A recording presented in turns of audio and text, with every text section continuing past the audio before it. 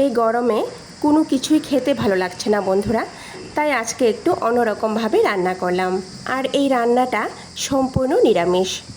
সম্পূর্ণ ভিডিওটা দেখে কমেন্ট করে নিশ্চয়ই জানাবেন যে এইভাবে আপনারা কোনোদিন রান্না করে খেয়েছেন কিনা। রাধে কৃষ্ণ বন্ধুরা, আমি টুলটুল, আর এই টুলটুলের রান্নাঘরে আপনাদের সবাইকে স্বাগত।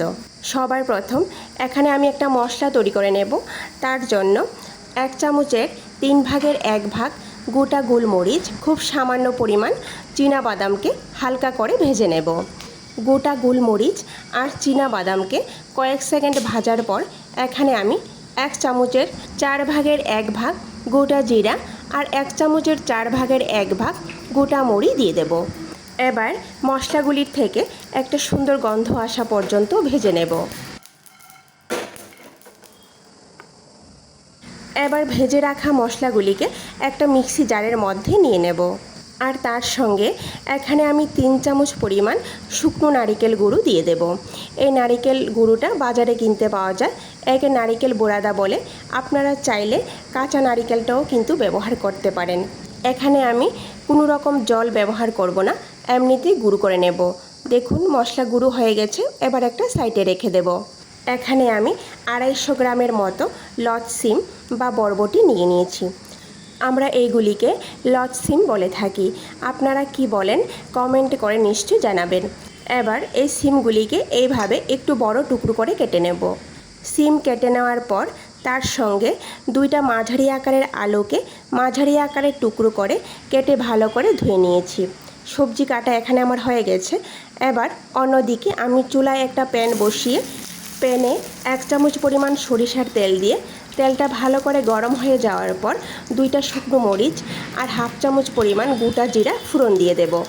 ফোড়ন থেকে একটা সুন্দর গন্ধ বেরোলে এর মধ্যে খুব সামান্য পরিমাণ লবণ দিয়ে দেব।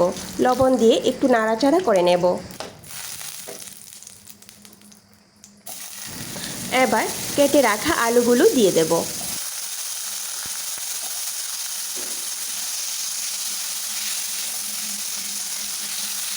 এবার ভালো করে নাড়াচাড়া করে কম আঁচে 5 মিনিটের জন্য ঢেকে রাখব।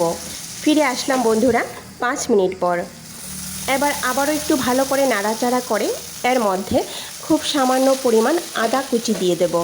বন্ধুরা, যেহেতু আলুটা সেদ্ধ হতে একটু সময় লাগে, সেই জন্য কম আঁচে ঢেকে দিয়ে আলুটাকে 50 থেকে 60% মতো সেদ্ধ করে নেব।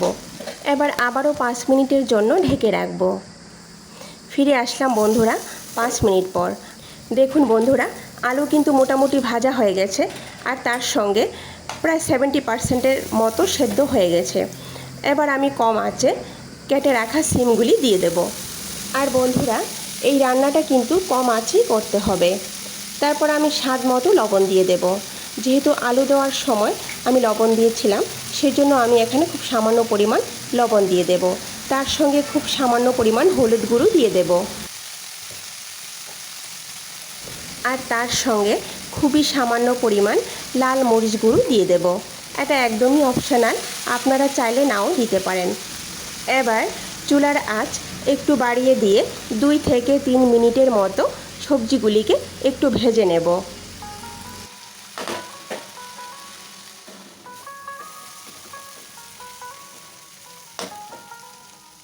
2 থেকে 3 মিনিট সবজিগুলি একটু ভেজে নেওয়ার পর এখানে আমি একটা টমেটো আর 2টা কাঁচামরিচ চেরা দিয়ে দেব।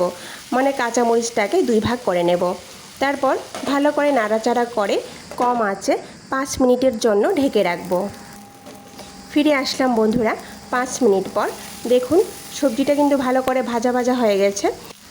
এবার আগে যে আমি একটা মশলা তৈরি করে রেখেছিলাম, সেই মশলাটা দিয়ে মাঝারি আঁচে 2 মিনিটের মতো সবজিটাকে ভেজে নেব।